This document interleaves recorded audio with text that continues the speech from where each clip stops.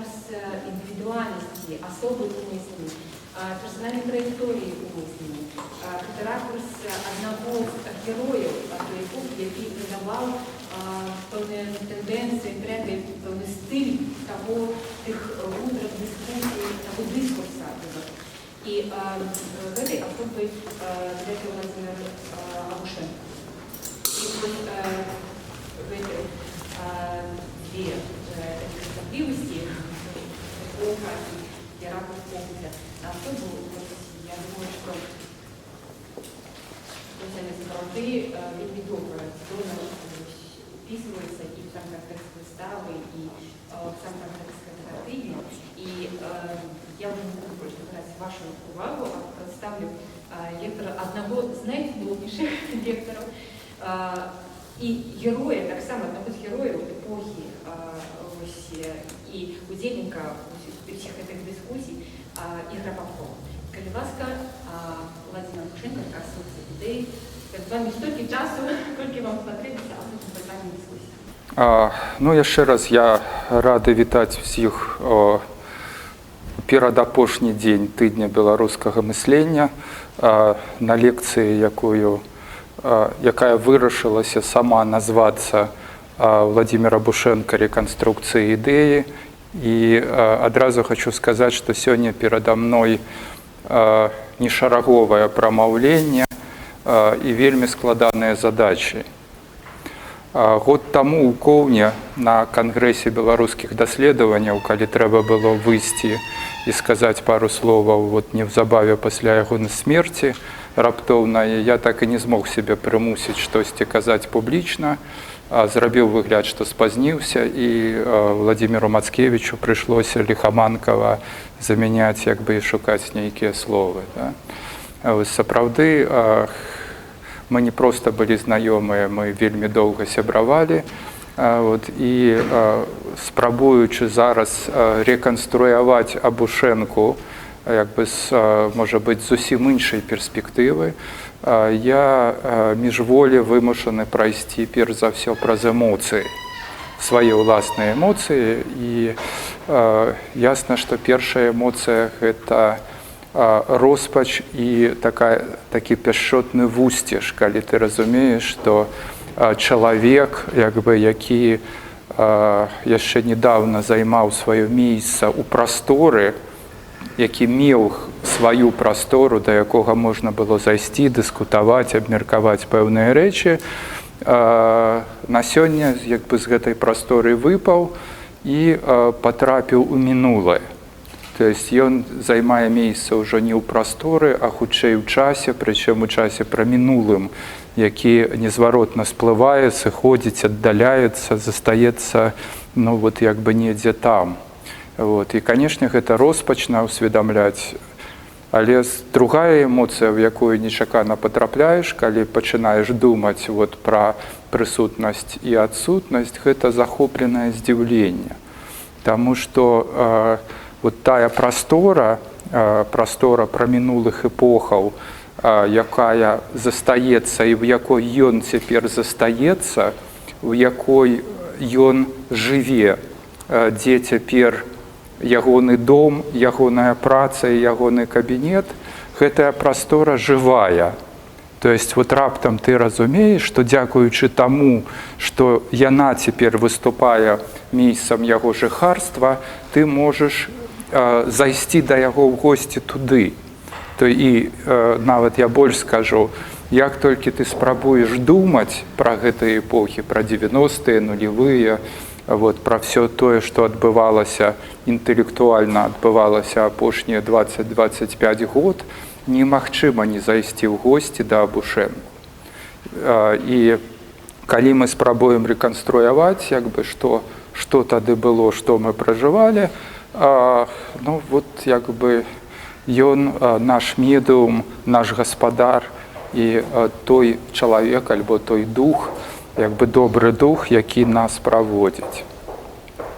Такім чынам, тое, што я сёння хацеў бы вам прапанаваць, гэта своеасаблівае падарожжа, інтэлектуальнае падарожжа па гэтых эпохах, па 90-х нулевых, у якім Владимир Абушенко выступае медыумам, правадніком, ну і, канешне, адным з персанажаў, можа быць, адным з самых важных персанажаў. На пачатку прыватны ўспамін. Мы сустрэліся з ім і ўпершыню пазнаёміліся напрыканцы 1992 года на Карла Маркса, вот, як бы каля нашых кафедраў.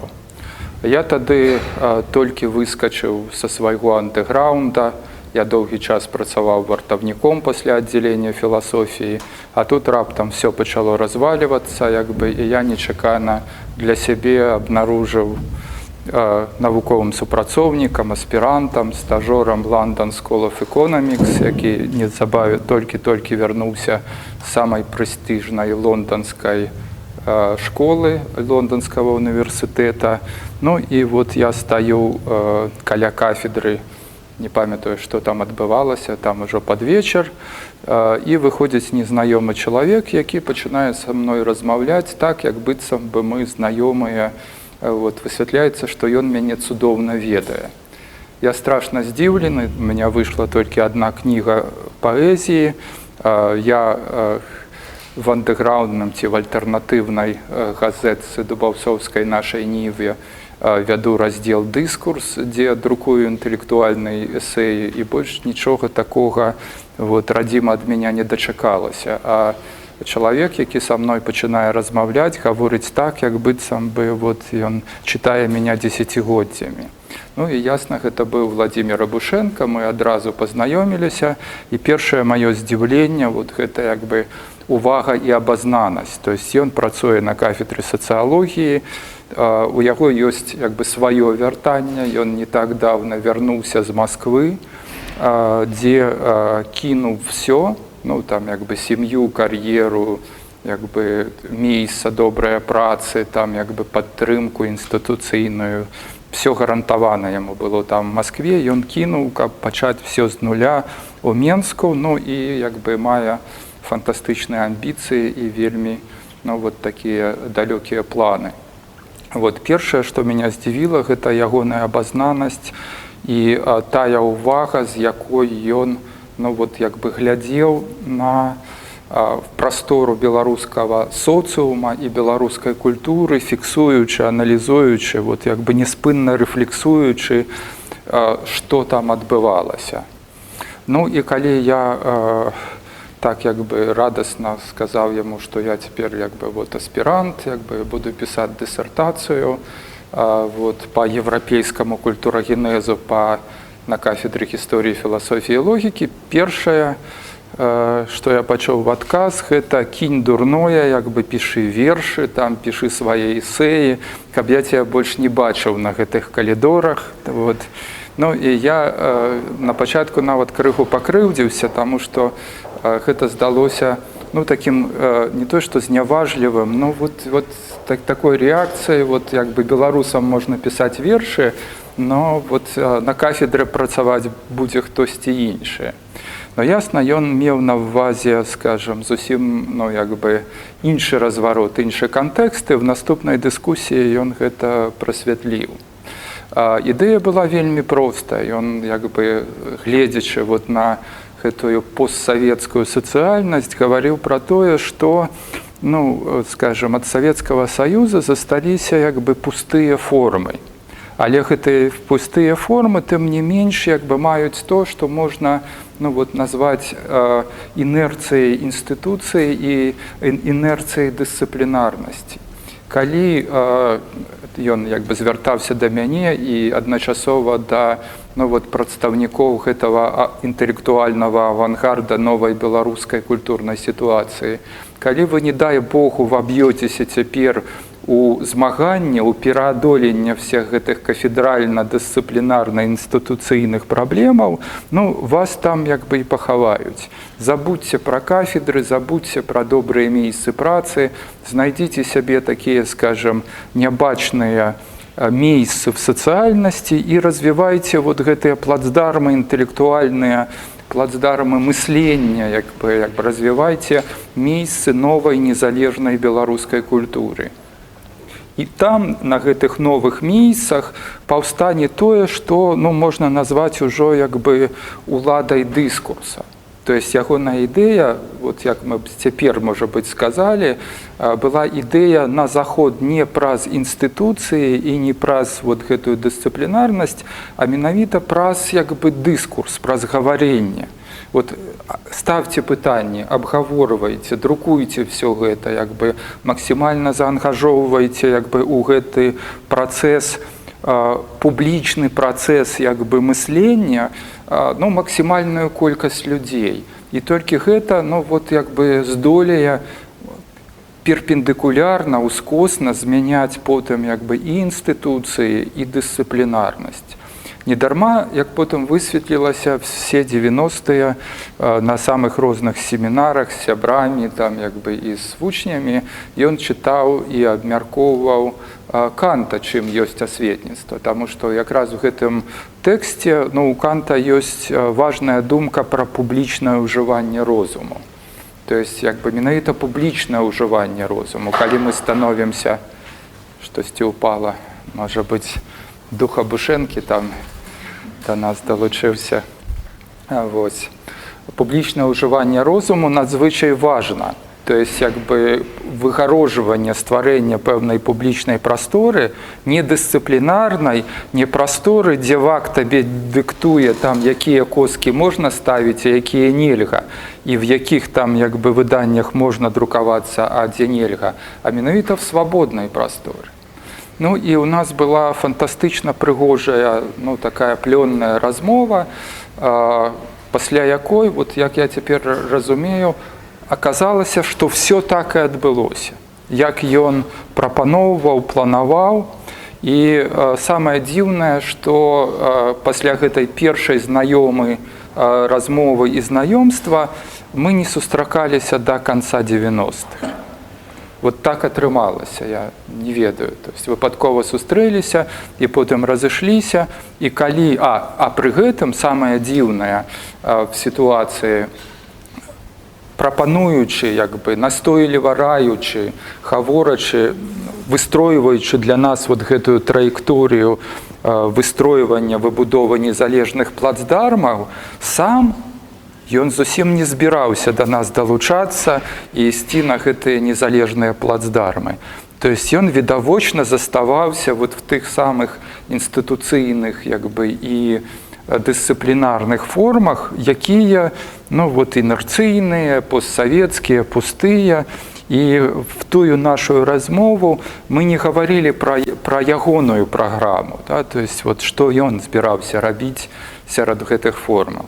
І пра яго праграму і пра зробленае мы пачалі гаварыць тады, калі сустрэліся напрыканцы 90-х, ужо не выпадкова, вялікай кампаніяй в шыкоўнай кватэрцы, якую здымаў беларускі калегіум, на кухне, скажем, і там зверілі гадзіннікі, што атрымалася і што не атрымалася.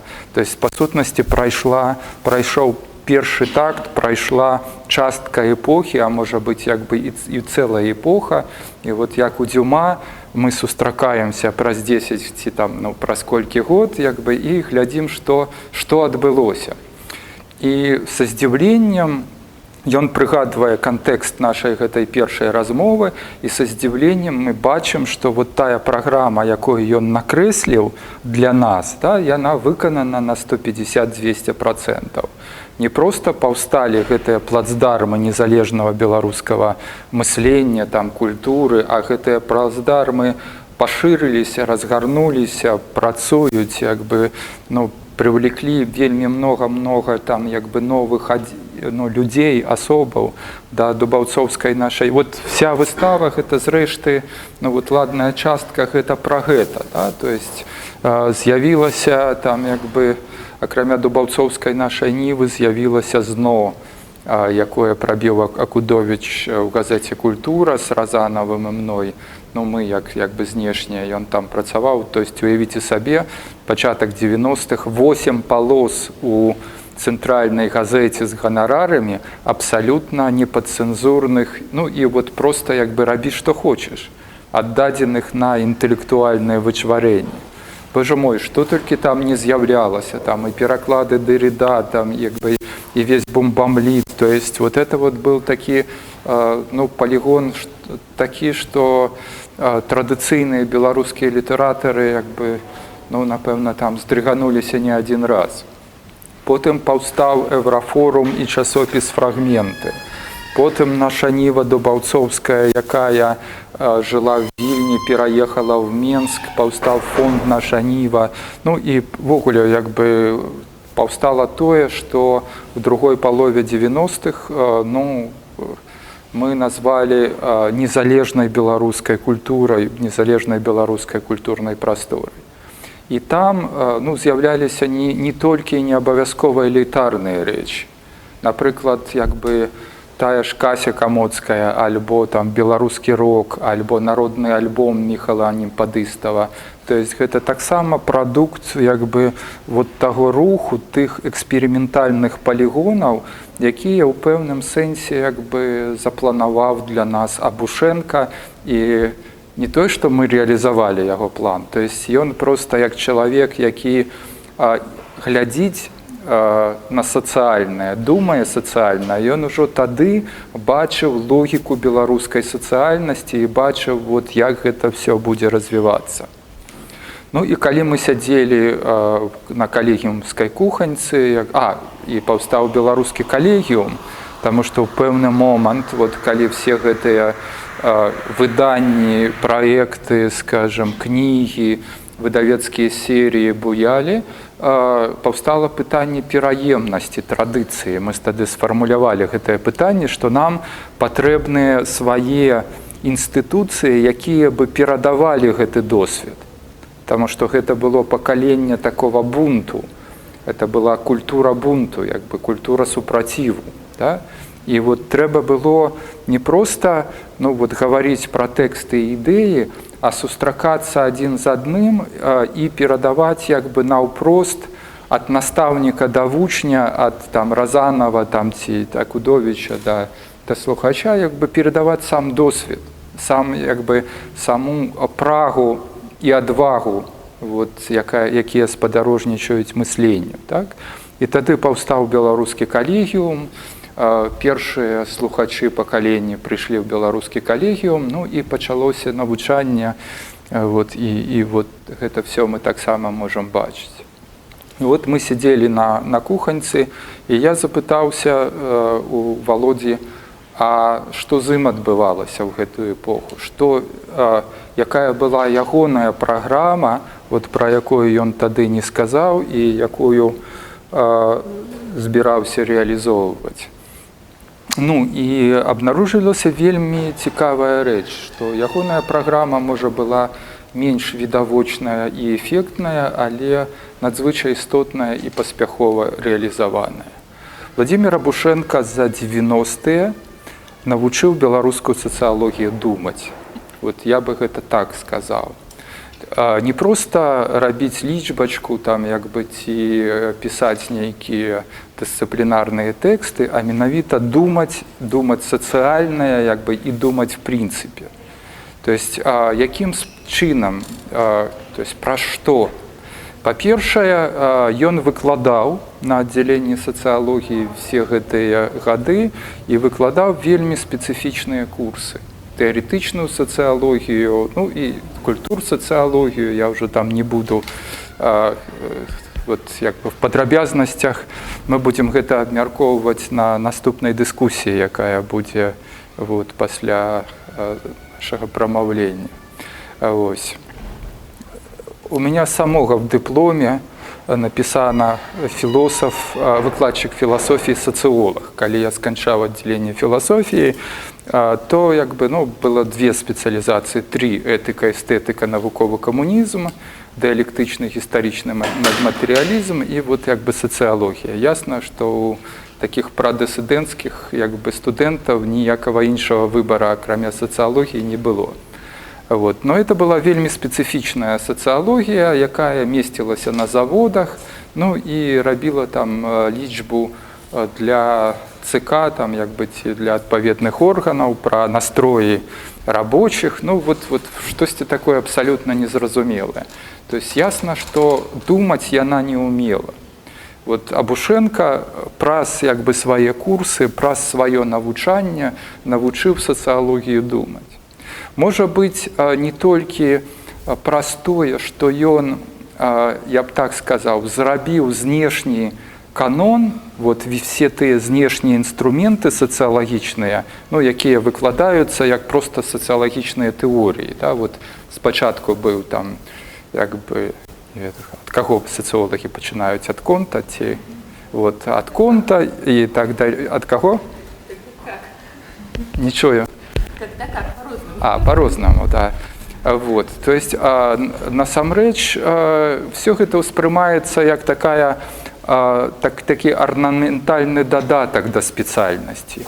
Вот тое, што рабіў Абушенка, ён вучыў все гэтыя як бы пачаткі тэорыі ідэі успрымаць не як арнаментальны дадатак, а як магчымасці нашага ўласнага мыслення. То есть, каб стаць, каб думаць як бы сацыяльнае, трэба прайсці ў сваім развіцці, ў сваім мысленні, пражыць як бы вот все гэтыя магчымасці, якія аднойчы здарыліся з дысцыплінай. Больш за тое, трэба ўмець выходзіць за межы дысцыплінарнасці. Гэта таксама вельмі важна. Умець бачыць гэтыя межы дысцыплінарнасці. Ну і все гэта ён рабіў. Прычым студэнты, моя старэйшая дачка вучылася, яна мае дыплом сацыолага, да, яна расказвала тыя шокавыя ўражанні, якія звычайна маюць першакурснікі. Першакурснікам жа ён пачынае выкладаць, як бы, вот, калі яны патрапляюць у клас Абушэнкі, і за гадзіну яны разумеюць, можа быць, 2-3 сказа.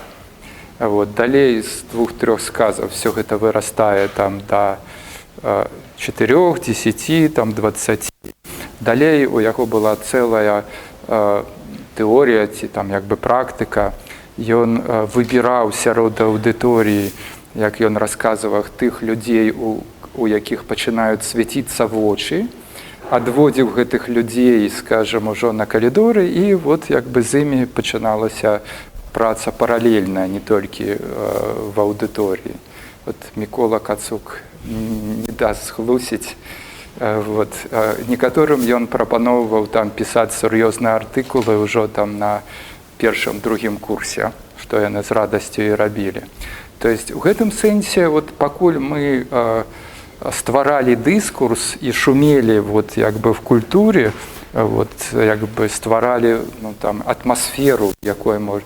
Ён ціха рыхтаваў людзей, якія могуць і умеюць думаць, чытаць. То есть, ну, уласна кажучы, ён рыхтаваў тое, што потым ён назаве кантэкстам мыслення. Таму што мысленне ніколі не адбываецца в пустаце, як бы не бывае мыслення, калі чалавек прыходзіць в пусты пакой, уяўляе, што нікога больш акрамя яго няма, і вот я пачынаю думаць. Мысленне гэта заўсёды, ну, як бы нейкае внутранае пляценне ці сплятанне як бы таго, што ёсць вакол цябе. Да?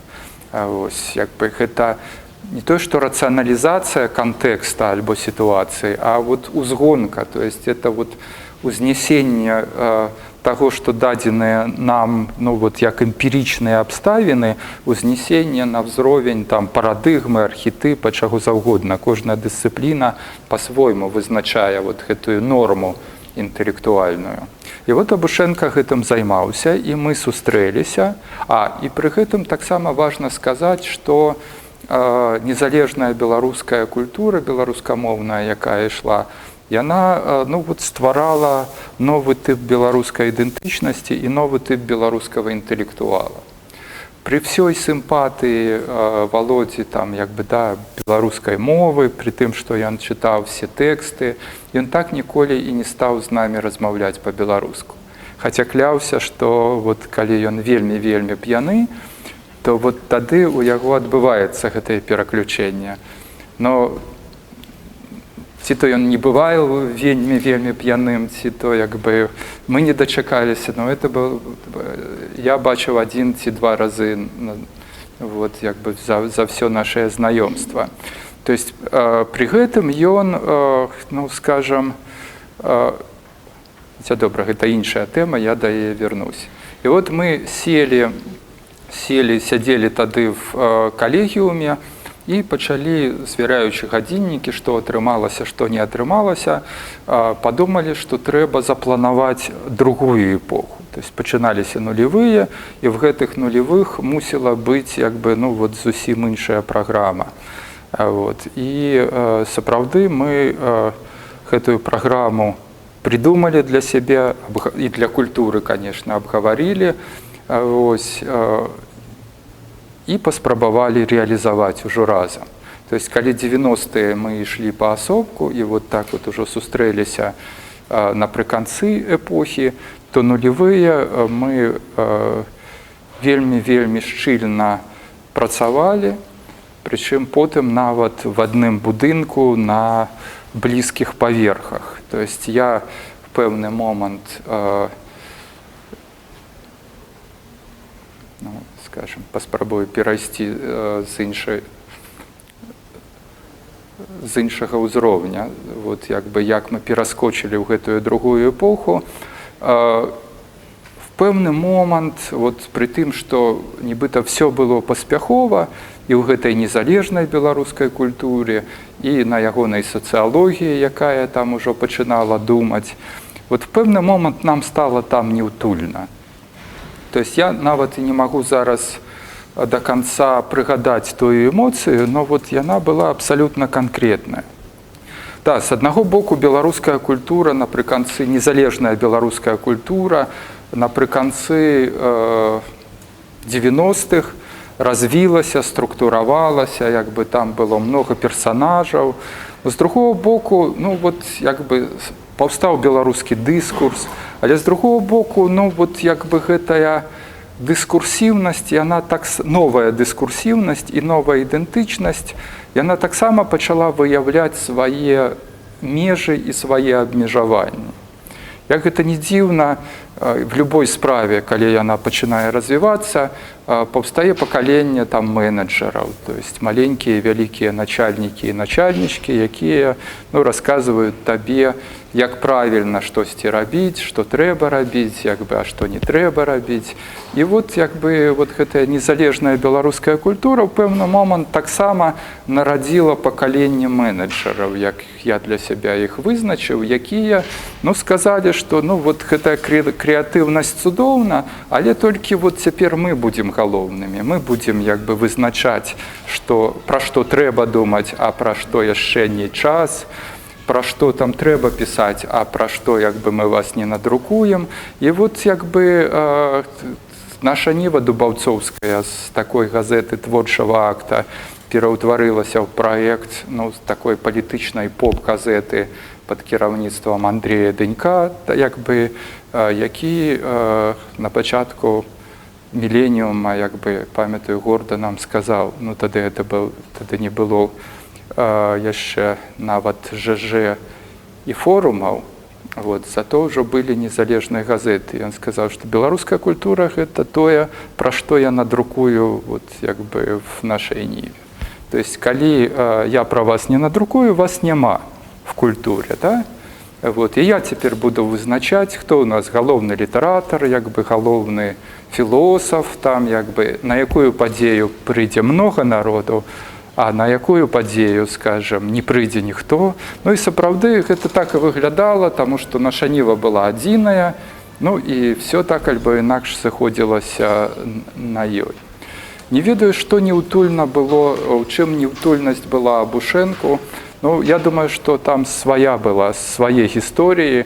Вот, як бы таксама за 90-е, акрамя, ну, вот, паўставання новых схемаў і магчымасцяў мыслення, паўстала, напэўна, і там пакаленне менеджераў, там новых герояў, якія там рваліся да ўлады, якія, ну, вот. Одним словом, мы утекли. Я с незалежной белорусской культуры, а Абушенко вот как бы не до конца, правда, и я ее не до конца, но вот мы выбрали тихий будиночек Института философии и социологии, пришли, відповідно, ён туди прийшов намесником директора по науці, вот, я простым навуковым супрацоўнікам, и одразу заявили, что мы будем ладить семинар под назвой «Белорусское мышление, генеалогия, контекст, перспектива».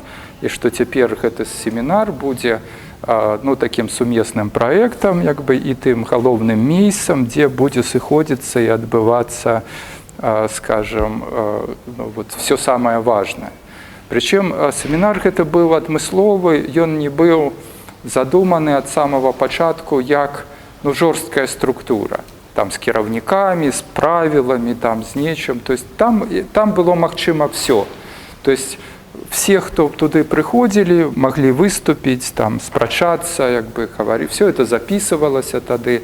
И все это на диво отбывалось в кабинете Евелькина, там, как бы, директора Института социологии. Вот можете себе уявить все вар'яцтва, вот сённяшняй перспективы ситуации, весь менский интеллектуальный андеграунд збираецца в кабинете директора Института социологии, ну и обмяркоўвае абсолютно свободно все, что только можно. Мы, правда, жартовали, что этот дозвол ну, атрымаўся, ну просто это зручно для всех, например, для органов бяспекі не трэба ну, як бы специально там ставить нейкія жучки и вот думать, что все на месте, одразу как бы записали, поглядели, прослухали. Вот. И покольки мы сгубили большасць ну, этих самых наших записов, этих семинаров, все ж таки застаецца спадзяванне, что в адпаведных органах, в архивах вот, все гэта ёсць, и калісьці даследчыкі, вот, гісторыкі ідэі, все гэта знойдуць і ну, вот так вот дбайна рэканструююць, што тады адбывалася. Ну і тут вельмі много удзельнікаў, Татьяна Вадалажская, Мікола Кацук, там семінар вандраваў, спачатку ён быў на 8-м паверсе в Інстытуце філасофіі, потым спусціўся вот якраз до социологов. Ну и головная задача этого семинара была паспрабаваць, вот калі мы, памятаеце, казали, что 90-е это две особные линии, умовно кажучы. Линия такого белорусского авангарда по стваренню ну, экспериментальных пляцовок новой идентичности, и другая линия, ну, якую сам Абушенко назвал креольской. Я потым як паспрабую спыніцца на ідэях крэольскасць, тутэйшасць, кантэкст, гэта цэнтральныя канцэпты ягонага мыслення. А пакуль я толькі скажу, што ён не дарма не пайшоў з намі вот на гэтыя новыя эксперыментальныя пляцоўкі. То есть у яго была інтуіцыя, што вот гэта ну, вот тое, чым все пагарджалі і так ставіліся крышачку паблажліва, постсоветские, ну вот расійскамоўныя пераважна такія посткаланіяльныя формы жыцця і культуры все ж таки маюць сваю правду, сваю дынаміку і здольныя ну, вот выйсці з такой каланіяльнай літаргіі і пачаць развівацца. І вот все гэтыя універсітэцкія кафедры і дысцыпліны, яны ну, пачнуць кудысьці рушыць міжволі, таму што ну, немагчыма ўжо стаяць на месцы. Да? І ён назваў вот, як бы, гэтую лінію лініяй крэольскай ідэнтычнасці. Яна таксама беларуская, но вот беларуская можа быць больш складаная, то есть як бы беларуская посткаланіяльная ідэнтычнасць, як мы бы сказали ўжо з перспектывы 90-х. Вось. І аказалася, што ну, вот, як бы, што это вельмі цікавая дорожка, і гэтыя две лініі, крэольская і ну, вот, як бы такая культура авангардная, яны сыходзяцца в нулевых. То есть тыя людзі, якія працавалі в універсітэтах і ну, вот, штосьці думалі, пісалі, а там як бы, ну, вельмі прафесійныя, скажем, і цікавыя мысляры, той же Владимир Фурс, напрыклад, які там все жыццё, амаль што, ну не все жыццё, но ладную частку до конца 90-х прапрацаваў БДУ, вот як это не дзіўна ўсведамляць. Альбо той жа Максім Жбанков, які там до канца трымаўся на Зеленковскай кафедры, пакуль яго ўжо як бы там не выштурхнулі. То есть цэлы шэраг вот тых людзей, якія вот потым выскочили вот як бы з гэтай постсавецкай крыёльскасці, яны там трымаліся і спрабавалі до конца скарыстаць энергетыку вот гэтых формаў, вот старых, але тым не менш вот яшчэ не мёртвых, да? І вот все гэта сыходзіцца в нулевые і часткова сыходзіцца на семінар. То есть цяпер нават складана сабе ўявіць, што на адным тым жа семінарі удзельнічалі, прымалі удзел там, ну вот і мы там все, і Татьяна, і Мікола Кацук, там, і Мірашніченка, там, які там уже нікуды не eligible зараз, вот, і той же Шуман, вот, і Вольга Шпарага вот, со сваёй камандай. И кто там только не был. И все выступали, рассказывали про свои идеи. То есть вот это вот, ну, я не ведаю, ці была яшчэ ў Менску калі-небудзь. Вот яшчэ якая-небудзь пляцоўка, дзе адбывалася бы перамешванне ідэяў. Не просто людей, да, а вот все гэта сутыкалася бы, ну, я уже не кажу про Мацкевіча, які туды прыходзіў і там, што? І сутыкаўся, да, як бы, і спрачаўся. Это былі прыўкрасныя часы, якія зноў-такі скончыліся, вот, як бы, сутыкнуўшыся, прадыскутаваўшы, вот, стварыўшы гэтае супольную інтэлектуальную прастору, все разбегліся далей па сваіх праектах, ну і вот, як бы, засталася не тое, што пустата, но вот, як бы, паўстала пэўная паўза. Далей нечакана для, можа быць, для нас саміх, вот я стаў, вот, як бы, замест такога рэвалюцыйнага маргінала галоўным рэдактарам часопіса «Перекрёсткі» ЕГУшнага, там, супрацоўнікам, галоўным ідэолагам цэнтра «Кейс» і высокааплочваным, як бы, выкладчыкам, ну, таксама рэвалюцыянерам, но толькі ўжо там віленскім, вот, як бы, гэтым.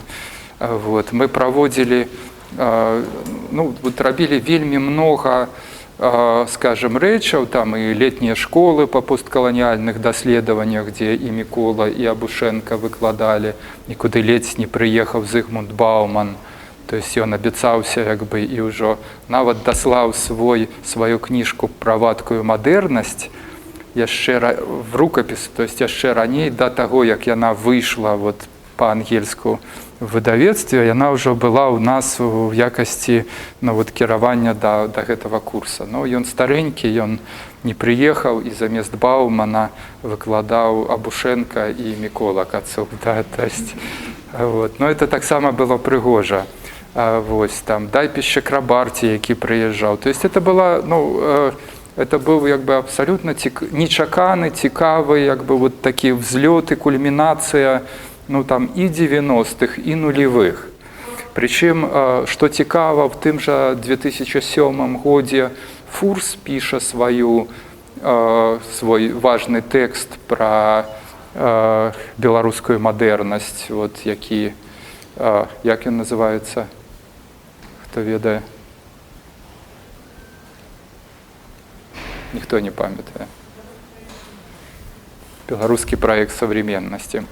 Я, дарэчы, гэты тэкст вельмі доўга недаацэньваў, ну, просто, як бы, не хапала, як бы, эмоцыі дачытаць, уважліва расшыфраваць канец, таму што там все пачынаецца так традыцыйна для універсітэцкага інтэлектуала, умоўна кажучы, тэкст пра беларускі проект сучаснасці, современнасці, мадэрнасці, на 90% гэта развагі пра, ну, скажем, заходнія тэорыі. Да? І я, вот ты читаешь першая, другая, третья, четвертая сторонка, а дзе ж, як бы, власна, ну, вот той самы кантэкст, як бы, тыя самыя праекты, тая самая тутэйшая мадэрнасць. Вот. Ну, і я махаў рукой, не дачытываў. А не так даўна, ну, выпадкова нават перачытаў апошнія 4 абзаца і просто падняў рукі і захапіўся. То есть в 2007 годзе Фурс сфармуляваў вельмі элегантную, як бы вытанчаную схему вот, судакранання вот гэтай заходняй універсальнасці, універсальных тэорый, як бы тутэйшага кантэкста і тутэйшай версіі там сучаснасці, прычым схему, якая была абсалютна в такім, скажем, в суладдзі з тым, з той схемай, якую адстойвалі і якую спрабавалі прадумаць мы Сабушэнка. Вось. Ну, потым 2008 год, і потым все зламалася. То есть зараз тая эпоха скончылася, завяршылася, зараз мы вступілі зусім в іншы перыяд, які яшчэ не скончыўся, да, і які яшчэ, можа быць, не канцэптуалізаваны. Володя Абушенко застаўся в тых эпохах, то есть вот для меня, прынамсі, в 90-х і нулевых, прычым застаўся в сваіх ідэях, і цяпер я хацеў бы перайсці да ўласнай рэканструкцыі ідэй. Валентин Акудович калісьці сказаў, што Абушенко гэта аўтар аднаго тэкста. То есть у яго ёсць толькі адзін тэкст, які мы можам умоўна назваць як бы тэкстам пра крэолаў. Ён быў надрукаваны 3 ці 4 разы в розных версіях, на розных мовах, перакладаўся на беларускую, там як бы мову, выходзіў в фрагментах, друкаваўся па-расейску ў перекрёстках, перакладаўся на ангельскую мову, выходзіў таксама в дайджесце, пашыраўся, як бы карэктаваўся. Но в аснове гэта быў як бы вот па сутнасці адзін і той жа тэкст, адзін і той жа, адна і тая ж схема мыслення, якая ну, вот просто альбо пашыралася, альбо уціскалася, як бы ўключала в сябе новыя аргументы. І, дарэчы, калі Акудович даведаўся, ну, вот, колькі Абушенко напісаў, і вот, на якія тэмы, для яго гэта было ну, амаль што шокавым уражаннем. Там, што, напрыклад, Абушенко, між іншым, як бы, галоўны в Беларусі быў спецыяліст па інтэлектуальнай гісторыі Лацінскай Амерыкі. Вот як ён умудрыўся дастаць гэтыя тэксты, рэканструяваць гэтыя все рэчы, ну, не ведаючы ясна гішпанскай, вот, па нейкіх перакладах, рэканструкцыях, другасных тэкстах, но вот калі паўстаў праект грыцанаўскіх энцыклапедыяў, а это быў абсалютна хуліганскі праект вот, як бы нулевых, вот такой утилизации заходней универсальности, то Абушенко там размясціў, ну, Микола, колькі там могло быць тэкстаў?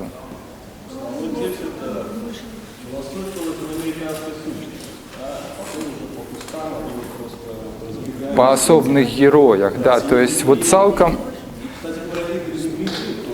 Что-что?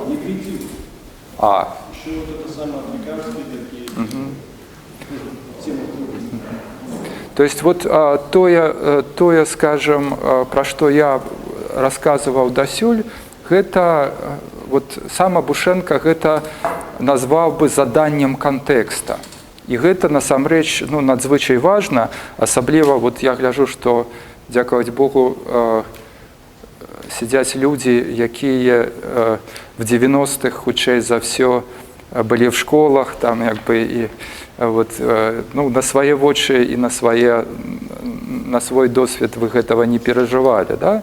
Мысленне, і гэта вельмі важна разумець, яно ніколі не адбываецца в абстрактнай прасторы вот гэтага універсальнага філасофскага ці сацыялагічнага канона. Вот тое, што як вучаць там гісторыі філасофіі ці гісторыі думкі на філасофскім факультэце, это просто злачынства. То есть просто падводзяць да паліцы, дзе стаяць там Кант, Гегель, Арыстотель, там Платон, і гавораць, вот мы здымаем кніжачку і пачынаем чытаць тэкст, да? Думаючы, што падзея думкі можа адбыцца на прасторы як бы вот кнігі, на прасторе тэкста. Мысленне ніколі не адбываецца на прасторе тэкста. Мысленне адбываецца в нас самих, да? То есть як бы яно як бы патрабуе всёй нашай істоты, і целеснай, як бы, і духоўнай, і патрабуе кантэкста, патрабуе вот всех гэтых сувязяў. Мыслення, ну, як сказалі бы метадолагі, Мацкевіч, там, і камунікатыўны акт, і камунікатыўнае, як бы, мае, скажем, камунікатыўнае вымярэнне і дзейснаснае вымярэнне. Яно заўсёды штосьці змяняе в рэальнасці, калі мы, ну, вот, спрабуем гэта рабіць. Да? І а з чаго гэта я пачаў? Вот, да, то есть вот я все спрабую выруліць на галоўную ідэю. Вот про тое, што галоўны тэкст Абушэнкі – гэта тэкст пра крэолаў, але пры гэтым ён напісаў, ну, вот, фантастычна прыгожую і вялікую колькасць, ну, вот таких вот реализаций. То есть он стварыў, па сутнасці, уводзены в культурсацыялогію. Там ён напісаў в грыцанаўскіх энцыклапедыях, ну, про всіх сацыолагаў, про все кірункі, про все канцэпты, паняткі. То есть вот ён сам сабе быў вот такой універсальнай энцыклапедыяй всяго. Вот. Больш за тое, ён нават напісаў адмыслова цэлы шэраг многа артыкулаў, перапрацаваўшы, ну, беларускіх даследчыкаў па гісторыі беларускай думкі, ну, якой ён ясна не займаўся, но вот я, як чалавек, які займаецца гісторыяй ідэі в інтэлектуальнай гісторыі Беларусі, цяпер перачытываю ягоныя тэксты в энцыклапедыі, і я разумею, што ён займаецца тым, што ён сам называў, як бы, прывіраннем. То есть ясна, што ён не чытаў, ну, самі тэксты там не звяртаўся да эпохаў, але ён рэканструяваў па нейкіх намёках, па вот другасных, ён прыдумываў для сябе беларускую інтэлектуальную традыцыю. Я ўпэўнены, што ён і лацінаамерыканцаў на 50% прыдумаў, то есть яны не такія, скажем, вот, як в рэальнасці, а такія, як, вот, як бы, хацелася бы Абушэнка. Вот. Потым, дарэчы, са здзіўленнем, у пэўны момант мы ва фрагментах, знайшоўшы лацінаамерыканістку, вот, Віолету, пераклалі некаторых з ягоных улюблёных лацінаамерыканцаў на беларускую мову і спецыяльна падарылі яму вот гэты выпуск. Это была цікавая сустрэча, вот, як чалавек, які абстрактна кагосьці прыдумаў, а вот тут вот гэтае жывое мысленне перад ім было. Так вот, як бы множнасць вот гэтых рэалізацый, і пры гэтым у яго, вот, як гэта не дзіўна, 3 панятка, якія насамрэч адзін панятак, і адна схема думкі, ну, вот, практычна была цэнтральнай для ягонага жыцця і ягонай творчасці. Гэта крэольства, тутэйшасць, кантэкст. Вот гэтыя 3 словы, якія праходзяць, ну, шмат праз якія рэчы. Вот, ён тасував іх, як би, в розных парядках, там часам пачынаў з кантэкста, часам з крэольскасці, часам з тутэйшасці. Калі гаворка ішла пра беларускую сітуацыю, гэта, конечно, тутэйшасць. Калі мы спрабуем універсалізаваць, вот, як бы, гэтую адну з логікаў беларускай сітуацыі, то гэта крэольства, а калі мы працуем ужо з еўрапейскім мысленнем, з гэтай традыцыяй думкі, то гэта тады ўжо кантэкст. Вось. Можа, хто-небудзь мне дапаможа? Хто памятае?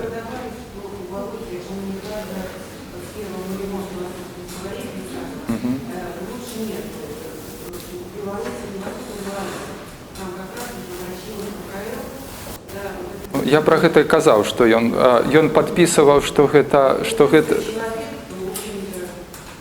гэта ягоныя тэксты з Дарашевічам, но ясна, ніякого Дарашевіча пры ўсёй павазе да Энгельса Константиновича там, як бы, і не начавала. Это, як бы, чыста ягонае, ну, вот, придумыванне беларускай інтэлектуальнай традыцыі.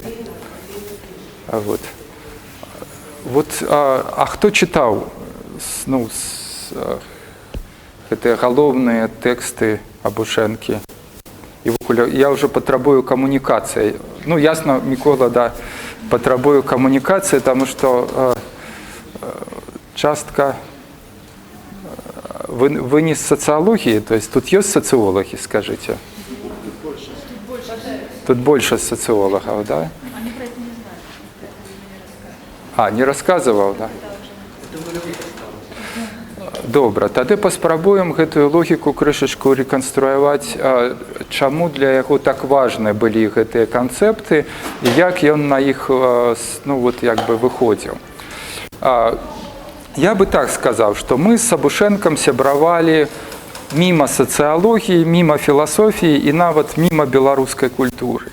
Калі ёсць нейкая дамінанта, ну вот і, дарэчы, якая далучала да нас в тройку там і Акудовіча, і Коцука, там, ну і шмат каго, то это дамінанта мыслення само по сабе. То есть Абушенко был фанатом думки, то есть вот мысление, сам процесс мысления яго як бы захапляў, натхняў, ну і прыводзіў такі як бы экстатычны шал. Причем, як любіць казаць як бы Акудович, думать можно только самостойно. То есть не свободное, не самостойное мысление, ну это уже не мысление. Вельмі часто люди блытаюць мысленне, ну, с професійнымі заняткамі, напрыклад, там акадэмічная рефлексія. То есть вы можете ведаць як бы всяго Гайдэгера і напісаць 1000 артыкул пра розніцу там між дазайн як бы там Гайдэгер 1 і Гайдэгер 2, там Гайдэгер эпохи Зайнунцайт и позднее, как бы, но это не значит, что вы думаете, да, то есть вы просто, ну, як Ницше любил казать, вот верблюд такие академичные, вот штосьці там корпаетеся, вывучаете, про это рассказываете, вот это вот стадия верблюда, потом памятаете стадия льва и стадия детенка. Думать можно только як бы самостойно. И вот это вот, ну, памкнение до свободы, до мысления, як до пэўных. А это не значит, что, ну, скажем, не трэба читать книжки и вот, як бы, разуметь всех разуметь традицию, ходы думки. Но вот разуметь традицию и все это читать, вывучать, запоминать, спрабаваць узнавіць, трэба толькі дзеля таго, каб в пэўны момант, ну, вот як плыт, на якім мы пераправіліся, мы яго адпускаем. Так и тут, як бы, все гэта адпускаеш, і ты абнаружваеш сябе тут і цяпер, у тутэйшым кантэксце, ну і спрабуеш думаць і звяртацца да тых ідэяў, якія сапраўды для цябе важныя і для кантэкста важныя. Да? І вот Абушенко, як ён расказваў в пэўны момант, вот, як бы, спрабуючы адпусціць гэты плыт і пачаць думаць, сутыкнуўся, ну, з пэўным ціскам, с пэўнай несвободой. То есть он обнаруживает, что мы в нашем мыслении, вот, мы, маецца на ўвазе, ну, скажем, такая усходнеевропейская периферия, то есть тыя тэрыторыі, якія потрапілі, далучыліся до гэтай традыцыі досыць позна, выпадкова і периферійна. Мы, ну, вот не просто не свободные, а мы яшчэ знаходзімся, ну, под тым, что можно назвать як бы ціскам універсальнасці і ціскам як бы цэнтра, ціскам цэнтрального канона. Калі мы лічым, что все сапраўднае мысленне адбываецца только в Парижах, Берлинах, там, Нью-Йорках, а вот, ну, тут застаецца просто вот такое провинцыйнае перапісыванне, ўспрыманне. Вот, чаму так? Вот адкуль гэтая псіхалагічная інтэлектуальная установка, ну, вот, паўстае?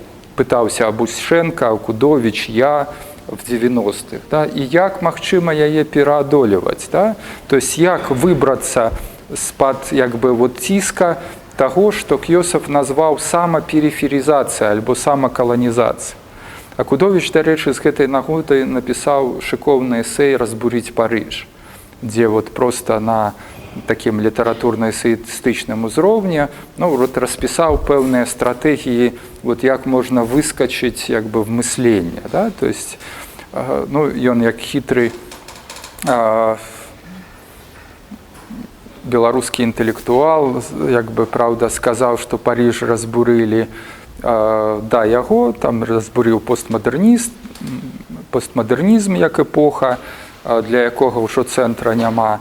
Вот. То есть, по сутнасці, вот, як бы, галоўнае пытанне для Абушэнкі І галоўная праблема, якая стаіць в гэтых тэкстах пра крэольства, тутэйшасць, кантэкст, як можна з аднаго боку заставацца тутэйшым, то есть не з'язджаць в Паріжы, Нью-Йорке, там, Лондоны і гэтак далей, але пры гэтым карыстацца сваім мысленнем публічна, свабодна і без всех гэтых скажем, комплексаў, якія перыферыйных, якія спадарожнічаюць гэтаму ўсяму.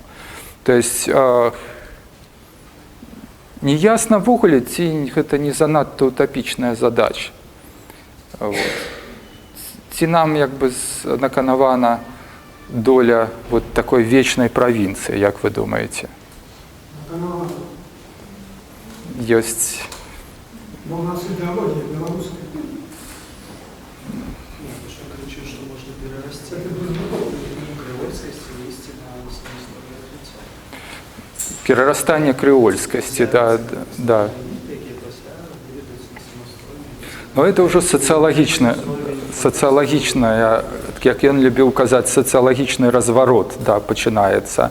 Таму што гэтае мысленне, яно дзейнічае на некалькіх плашчынях. То есть, з аднаго боку, гэта індывідуальнае мысленне, то есть гэта філасофія, гэта інтэлектуальная традыцыя Европы, і мы, якія спрабуем быць адначасова в межах гэтай традыцыі, то есть мы пагаджаемся, што мы думаем па-старагрэцкі разам з Гайдэгерам, то есть гэта наше наканаванне, наш лёс, але в той же час спрабуем захаваць гэты кантэкст і не просто паўтаряць чужыя словы, а, скажем, быць сабой, што бы гэта ни значыла і як бы глупа гэта не гучала. Калі мы пераскокваем, напрыклад, з гэтага індывідуальнай задачы в прастору сацыяльнасці, думаць сацыяльнае, то мы абнаружваем тую ж самую развілку. Мы звыкла ругаем там беларускае грамадства, за тое, што яно там коснае, кансерватыўнае, гаворым, што мы адсталі, у нас няма дэмакратыі, аўтарытарызм, все пасіўныя, а недзе там ёсць грамадствы, якія насамрэч ужо ёсць нашай будучыняй. І гэта называецца в посткаланіяльнай тэорыі тэмпаралізацыя прасторавай і цывілізацыйнай разнастайнасці. Калі мы розныя, але мы існуем в адзіным часе, в рэальнасці. Но в выніку пэўных самакаланізацыйных такіх фішак мы самі сябе размяшчаем в мінулае, а сучаснасць грамадстваў іншых, чым мы, пачынаем разглядаць в якасці нашай утапічнай уяўнай будучыні. Хаця, як сказаў бы Акудовіч, каню ясна, што наша будучыня будзе іншай. То есть яна будзе не такой, як будучыня тых грамадстваў. То есть, што трэба ламаць цалкам звыклыя спосабы ўспрыняцця соцыума, рэальнасці. І, власна кажучы, і пра гэта, дарэчы, тэкст Фурса, як сацыяльнага тэарэтыка, пра тое, што беларуская сацыяльнасць, то есть пра тое, што мы не разумеем беларускай сацыяльнасці і беларускага грамадства. То есть мы робім гэтую, як Абушэнка казаў, цифирь, исправно поставляем там уладзе і не уладзе все дадзеныя, хто што там гаворыць і як гэта все адбываецца, але пры гэтым просто не разумеем логікі там, то есть самой рэальнасці. Я прапановаў Абушэнку напісаць бестселлер сацыялагічны. Я шмат каму назвы придумываў, і яму придумаў назву, назваць гэта все грамадства крэолаў і апісаць беларускае грамадства як фантастычны, такі посткаланіяльны варыянт, скажем, на ўсходнееўрапейскім памежжы. Вось, потому что, ну, ясно, что вот вся гэтая зона in-between сацыяльная, вот Трасянка, там, вот гэтыя вяскоўцы, якія пераселіліся ў горад і якія там 70-х застаюцца паміж вот гэтымі сацыяльнымі нормамі. Ведь все гэта, нават калі крышачку і даследуецца, то зусім не разумеецца і не опісваецца. Но няма ж ніводнай кніжкі, вот, ніводная собака в социологии не написала уцямной, ясной книжки, вот, где просто все это было бы описано там, для студентов. Акрамя Алексеевич в 80-х, якая спрабавала вот, написать про белорусскую вёску, но тая книга до нас не дошла, она была знищена и раскидана. Вось, то есть оказывается, что вот эта идея там креольскость, тутэйшасць, контекст, это той утоены нерв мыслення Абушэнкі, з якога разыходзіцца все астатняе.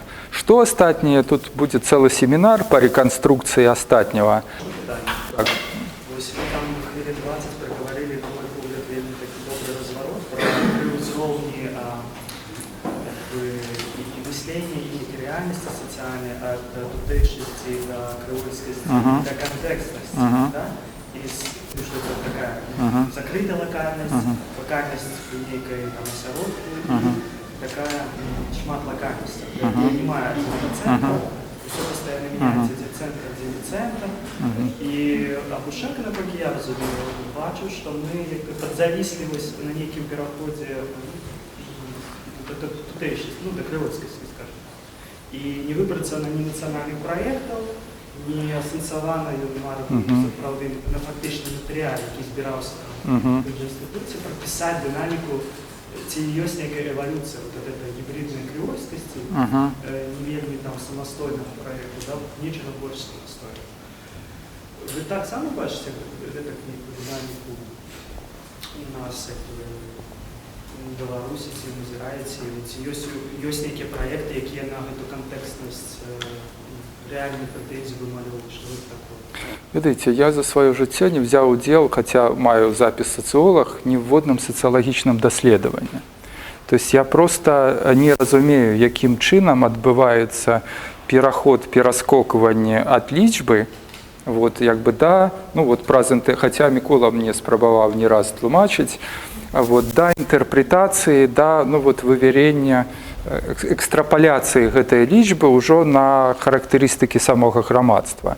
То есть в гэтым сэнсе мы с Абушэнкам падыходзілі з розных бакоў. То есть мой падыход хутчэй, ну вот такого падыход включённага назіральніка. То есть паколькі я не толькі тэарэтык, але і практык ідэі, я сам браў удзел, ну, во всех гэтых праектах, там, скажем, ну і спрабаваў, ну, як бы придумываў нейкія схемы, идеи, конструкции, концепты, приходилось тлумачыць, что такое белорусская реальность, ну, в самых розных, нават крышечку вар'яцкіх, ну, вот, ситуациях.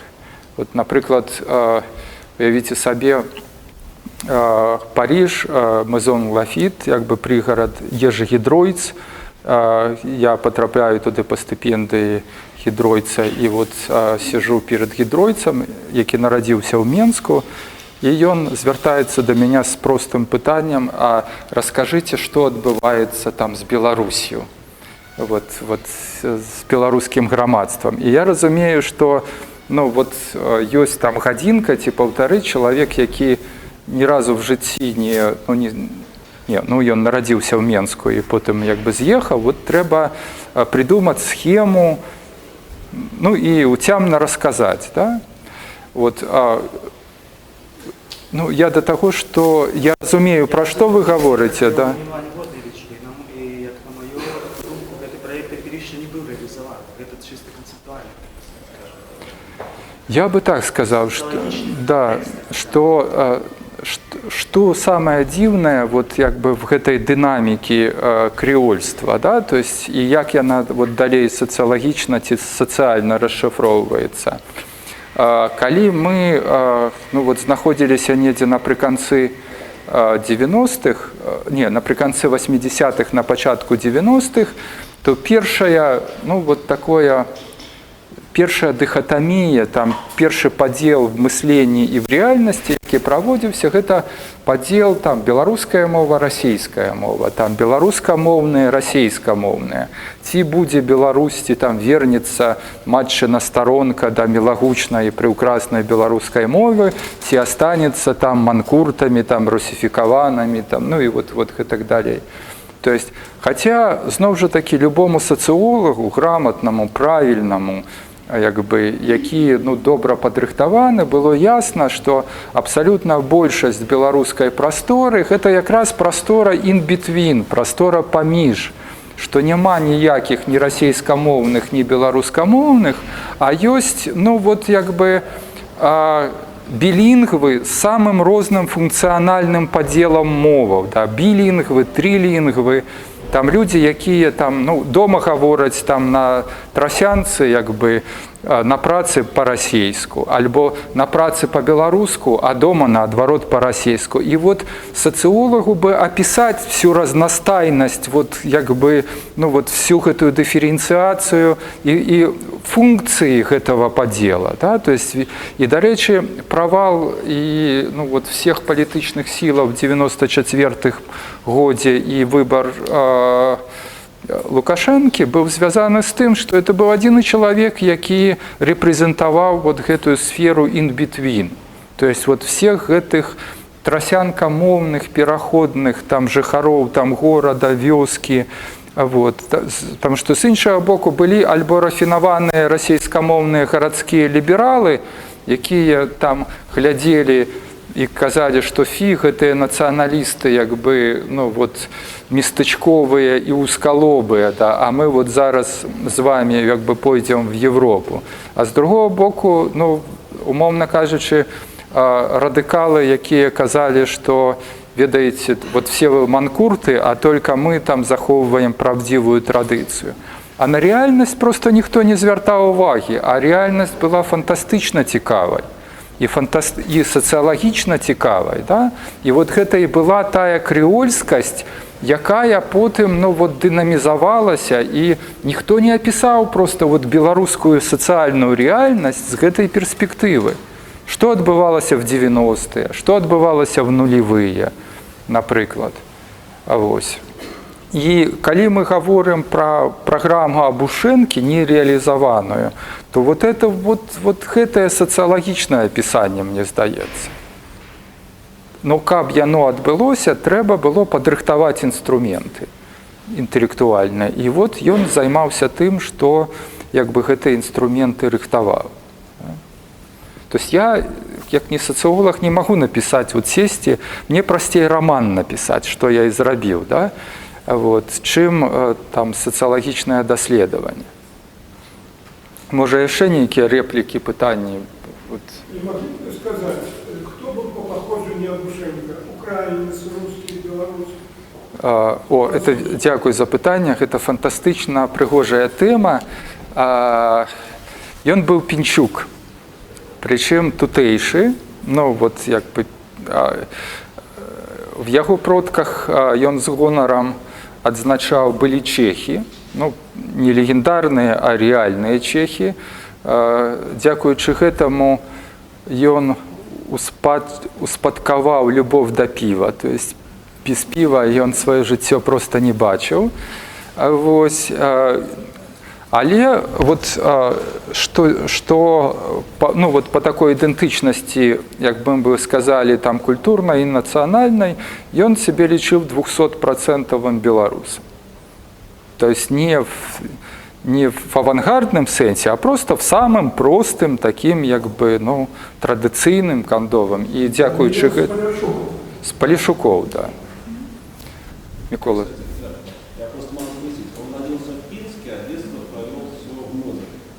Ага. Да, и такой эпизод был, что он с таким, что ли, удовольствием рассказывал, раскрываемым удовольствием, где-то получал какую-то зарплату или какую-то выплату, да? И впервые услышал то, как правильно звучит его фамилия. Оказалось, что тоже Полишучка подавала зарплату и сказал: о, следующий Абушенко. Абушенко, да.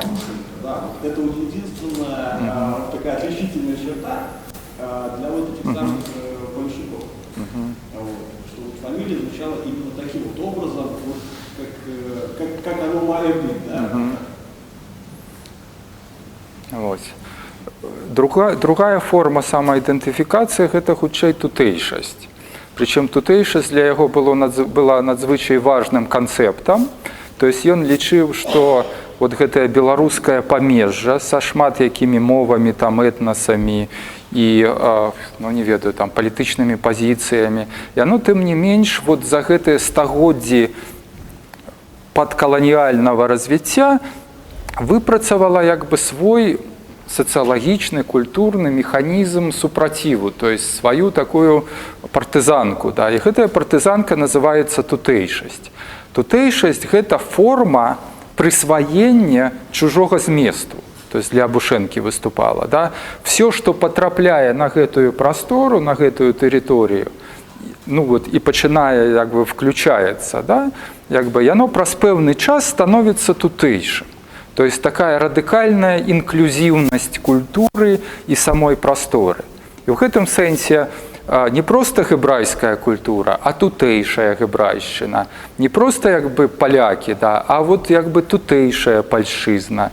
Не проста там балты там, ці літоўцы, а вот як бы тут вот тутэйшасць гэта, ну, вот такі, скажем, механізм прысваення. І калі гэта працуе на ўзроўні, ну, такім, як такого соцыума, да, вот беларускае мястэчка, класічны прыклад, калі ёсць там царква, касцёл, сінагога, там, ну, і татарскія могілкі дзе-небудзь. Мястэчка маленькае. Да?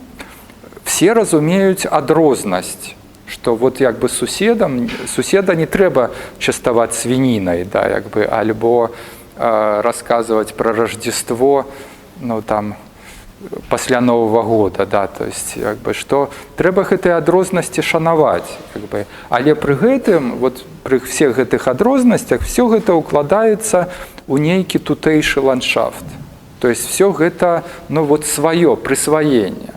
І чаму для яго гэта ідэя тутэйшасці была вельмі важная, што у сутыкненні, памятаеце, мы казалі, з універсальнасцю, вот гэтай адчужанасці універсальных формаў, там, ну, жыцця там, і мыслення, а вот тутэйшасць выступае як форма прысваення. Не проста кант, да, а вот як бы тутэйшы кант, да, умоўна кажучы. Ну, это жарт уже, конечно, як бы, але тым не менш. Да? Вот. Як мы гэта робім? Ну, это ўжо по-рознаму. Такая квазіасіміляція. Ассимиляция. Не квази, а реальная ассимиляция. Я хотел вас запитати, мені цікаво, ви пишаєте, що я часто задаю питання. От тут Спадарня казала, що Абушенко цікавився часом Великокняжства Литовського. І от не могли б розказати, які він основи робив з цього матеріалу, вивчаючи історію. Ну, ён сябраваў з Алесем Краўцевічам, які галоўны беларускі гісторык Великого княства Літоўскага. Яны сустрэліся і пасябравалі ў Маскве, в аспірантуре. І, як казаў Абушенко, менавіта там, ну, вот, як бы, гэтая іскра беларускасці ў ім, як бы, сур'ёзна запалілася і пачала гарэць, потому что только на чужым контексте, ну, вот, проявляются пэўныя тутэйшыя архетипы, и калі вернуліся ўжо ў Менск, а потым Алесь Краўцевіч в Гародню, гэта сяброўства, ну, было таким доўгім трывалым. Абушенко ездзіў капаць Гародню там да Краўцевіча, ну, і вот вельмі сімпатычная жывая сувязь з Вялікім княствам Літоўскім у яго была, вот, праца. Але філасофскія высновы, які не характарызуюць жыцця, з этой трагедыі, связаныя перадовой разборы. Это можа быць вот на рэканструкцыю пакінем, калі там все гэта будзе далей. Якія яшчэ, магчыма, пытанні? Моладзь, як бы, што вы скажаце? Вы заспелі Абушэнку? Чулі яго? Не? Што? Ну, ясно. Калі казаць пра такую дынаміку, калі ўжо там рэканструяваць і тып мыслення, і біяграфію, і вот як бы нейкія такія чыста фізічныя асаблівасці, то, канешне, ён быў падобны на гару. У тым сэнсе, што зрушыць яго з месца было практычна немагчыма. Мы вандравалі па самых розных, там і на байдарках як бы плавалі, і там выязджалі там в лясы і палі, і першае, што ён рабіў, вот, выехаўшы кудысьці, гэта клаўся, там, браў дыванок, клаўся і заціхаў. Прычым не падымаўся з дыванка, першыя 2-3 дні, метафарычна, то есть як бы ясна, што падымаўся, но вот так вот уваходзіў у резонанс з прасторай, да? Мы вели там дыскусіі, спрачаліся, штосьці гаварылі, вот ён ціха ляжаў, як бы, і все ведалі, все чакалі, што вот калі ён падымецца, скажем, в пэўны момант ён падымаўся і выдаваў нам на 4-й дзень вот такую тотальную реконструкцию, лагічную реконструкцию всех дыскусій, якія мы вели, вот кшталту там, вот в першы вечар там вы, вот як бы гаварілі тое, тое і тое, потым пачалася такая разгортка, яна была менш цікавая, потым вось. Ці ёсць яшчэ нейкія пытанні? Ці дапаўненні таму, што... Да. Ще сказали, ось гэта реакція катэгорыяльная, што яна сутнасная для ўсёй сістэмы. І самі прызнавалі, што ёсць крывольскім, як бы так, кірункам шмат всякага сацыялагічнага, тая ж там Резніка каманда, нейкі пласт і шмат іншых. Вы настойваеце на тым, што і ўсё астатняе можна прачытаць праз гэтыя тры паняткі сувязь разлічэння. Ці ёсць там нешта зусім новае, незвычайнае? Я скептычна стаў, я просто назіраў, як ён працаваў з Резнікам, са всеми гэтымі маскоўскімі балтушкамі, як ён казаў. Гэта было для яго важна в плане доктарскай, і просто каб развеяцца, выехаць, не закранала, мне здаецца, яго глыбока ні мыслення, ні экзістэнцыйна, да? То есть для яго все ж таки...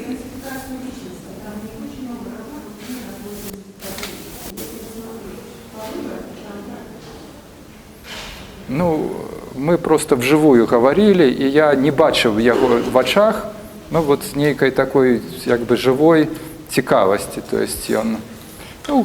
да, конечно, як бы, вот так. То есть это может быть уже, як бы, такие социологичные. Скорее, в Москву ездил, чтобы почувствовать себя еще большим белорусом. Может быть. Возвращался хихикая над теми дискуссиями, которые они там вели. Я хотел бы просто добавить, что одна из таких, что ли, не знаю, теорий, идей, которые собирали Болтушку, да, идея была просто натурализма, да, за которой мы зацепились. Постмодернизм, мода, да, но мы-то зацепились за вот это противопоставление центра и периферии. Оказалось, что центр структуры, он сам себя описать, в общем-то, не может. Он сам себя не видит, да, и, соответственно, мышление в центре становится крайне таким специфичным, да, вплоть до немышления. А, соответственно, мышление возможно только где-то вот это самое на грани. Да, на разрыве, да. Вот это не центральность, да, но не периферийность, это, наверное, как бы собирательный образ того, что воплощал в себе Абушенко, да, и что, собственно говоря, воплощалось в его теории. То есть через это можно посмотреть практически на все, и на креольство, да, и на вот эту тутейшн, и вот идея культуры, социологии, она, в общем-то, в этом и состоит, да, что есть вот социология такая, со всеми понятиями, стройными теориями специальными социологическими, да, а есть культура социологии, которая как бы немножко маргинально, в смысле на краю, маржи, да, на краю находится. Но благодаря вот этой своей крайности, да, она может перевернуть абсолютно и переписать абсолютно всю социологию. Да. И вот какую идею не возьми, в общем-то, там вот происходит такой вот переворот через иность, бинарность. Да, вот это просто. Я б нават сказаў, што абсалютна згодны, што Абушэнка ў гэтым сэнсе здзяйсніў такую посткаланіяльную дэканструкцыю ўсяго корпуса сацыялагічнага мыслення.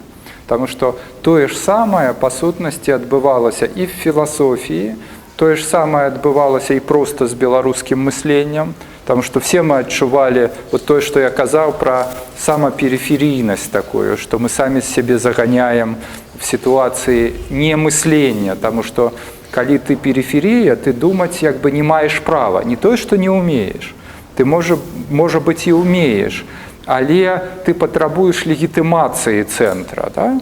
Вот. Но, як Мікола заўважыў, і цэнтр патрабуе легітымацыі периферіі, таму што кароль ёсць толькі тады, калі ёсць світа. Да? Цэнтр ёсць толькі тады, калі ёсць вот гэтыя захопленыя вочы правінцыі, якія там махаюць рукамі і крычаць: «Ах, Деррида, там, што ён напісаў, якую апошнюю кніжку, зараз мы хуценька перакладзем». Калі вот такой світы няма, то цэнтр просто знікае, як вот, напрыклад, сёння няма французскай філасофіі як з'явы, да? Не засталося світы, да? Філосафы-то ёсць, а ніхто не махае рукамі, да? Вось. Ну і гэта сапраўды вельмі важная тэма. Я думаю, што мы просто яшчэ не адзін раз будзем звяртацца вот як бы да рэканструкцыі ідэі Абушэнкі і вот як бы гэтых эпохаў, вот, тому что яны надзвычай важныя. Але чому у нас склався такий менталітет? От, як мені здається, у нас завжди центрами були Моравський Київ, а нам письменность і релігійну ідеологію накинули, а позднее Москва. Вильня не была центром. Вильня, як там кто писал, это Казимир Пашкевич, что Литва квітне русизна. Ну, репрессивным центром не была. Вильня не была репрессивным центром, але... Татьяна, ты что? Я сказала про то, что в Абушенке было 3 понятки и одна схема. И я там, где ходила и пропустила, понятки я заживела, а по схему. Схема центр-периферия, да, то есть вот бунт контексту, репрессивность центра, потребование як бы периферии контекста, тутэйшасці як бы альбо крэольскасці крэолаў, да, і ў той жа час як бы немагчымасць падзяліцца сваім зместам, да, то есть цэнтр і хоча быць як бы, ён думае як быццам бы периферіі крэолаў няма, то есть ён думае з перспектывы чыстай універсальнасці, без кантэкста. І асноўная ідэя Абушэнкі гэта была, што гэта, ну, груба кажучы, памылка, что без контекста думать не помылка, а хитрость, я бы так сказал. Вот такая, скажем, вот як той напёрстачнік, які там спрабуе зрабіць выгляд, что, ну, что все нормально, да, хотя все зусім ненормально. То же самое и центр. Ён заўсёды спрабуе разрабіць выгляд, что ягоныя прадукты ад самага пачатку універсальныя. У той жа час, як механізм універсалізацыі схемаў, ідэяў і прадуктаў мыслення, ён заўсёды вот сацыяльны і кантэкстуальны. І Абушэнка гэты механізм універсалізацыі проста спрабаваў прапісаць як бы в гэтым сваім вялікім тэксце пра крэолаў. Я так бачу вас як некая рэч, хаця трошки ацэньваць. Все ж таки ось питання на наконт кривольства. Я сьогодні якраз раніцей до дискусії вчорався, перечитав текст. І там під кінець особливо є вельми декларативна думка в тим, що ось кривольство трактує ситуативний контекст на з'яву латиноамериканської недольки, треба сьогодні деконтекстуалізувати. І ёсць нейкі геурыстычны патэнцыял, каб разумець не толькі беларускую сітуацыю, там пераводзіць, але і, кажа, універсалізаваць да шматлікіх іншых сітуацый. Ці не бачыце вы ў гэтым сэнсе нейкі шырокі геурыстычны патэнцыял гэтай канцэпцыі, там, не ведаю, для разумення Европы сучаснай, што адбываецца, там, іншым свеце з гэтым там мультикультуралісцкім праектам, які амаль приказаў ужо доўга жыць і так далее. Видите, это особная и вельми важная тема, потому что вот то, что отбывается сегодня в свете, в Европе, и вот тая новая эпоха, якая, скажем, ну, пришла до нас всерьез и надолго, ну, может быть названная бунтом креолов. То есть по великим рахунку это накладка двух великих революций. Скажем, одна это валерштайнаўская ці там поствалерштайнаўскі свет, у якім больш няма цэнтра паўперыферыі і перыферыі, да, а адбываецца вайна за права, як бы, ну, вот, як бы называцца цэнтрам самых розных перспектываў, а другая рэвалюцыя тэхналагічная, якая адбываецца на нашых вачах, якая прыводзіць да знікнення на захадзе, ну это таксама сацыялагічны ўжо разварот сярэдняга класа, які быў як бы апірышчам там дэмакратыі, сацыяльных формаў, тыпа мыслення. І вот накладка гэтых двух рэчаў, то есть бунт креолаў, бунт перыферыі, прычым эканамічна падмацаваны бунт перыферыі, узвышэнне Китая, там Індыі, Бразіліі, плюс аслабленне самога захада, заходняй цывілізацыі праз вымыванне апірышча гэтага захада, да, ну, рэвалюцыя робототэхнікі, да, это вот просто все гэтыя клеркі, ну, там інжынеры, ну, вот все людзі, якія думалі, што стагоддзямі яшчэ яны будуць сидзець в сваіх офісах і атрымоўваць вялікія групы, все, гэтага больш няма. Вот. И вот что будет на месте звыклого света, я не ведаю. Но факт тое, что это вот такая гоббсовская война всех супроть всех, якая протягнется яшчэ, может быть, не одно десятигодие. Пакуль штосьці не ретроструктуруется и не вымаліваецца новая там структура, инфраструктура. Можно завершать?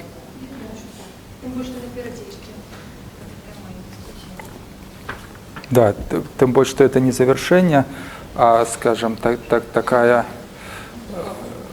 да, переход до нового формата. Я просто хочу прочитать верш, який так и называется «Абушенко», и это, ну, такая, скажем, просто іншая форма реконструкции идеи. Здаецца, ён просто заснуў на березе побач з Байдай. А чаму б не прылегчы заснуць? Восень прыгожа красуе сярод паплавовых узгоркаў, дождж пяе калыханку, і сны порхаюць, як матылі, з адной вельмі старой кнігі.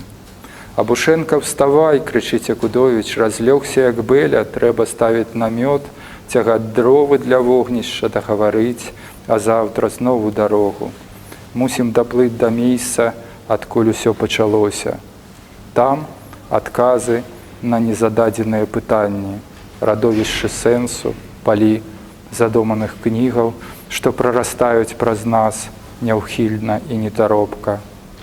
Восень вогнішчы паліць на паплавах і ўзгорках, пералескі пахнуць мокрай ігліцай, грыбамі.